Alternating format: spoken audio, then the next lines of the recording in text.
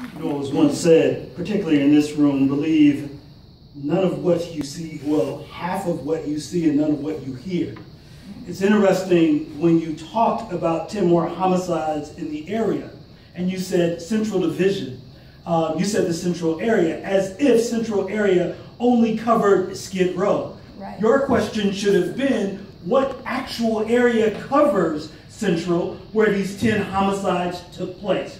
They automatically steered you into believing Central Division or Central Area covered the black and brown areas, right, of Skid Row. So that's first and foremost. You can shake your head, sober off, but be really clear about the code switching that just happened in front of you, right?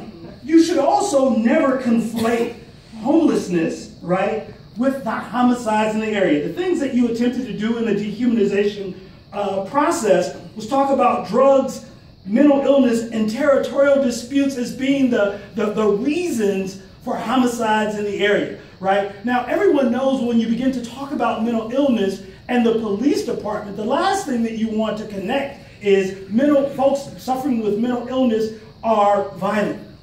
Research shows us that that is not true. But you allow an officer to come up here and talk about they are violent in a disputed area, in a disputed territory.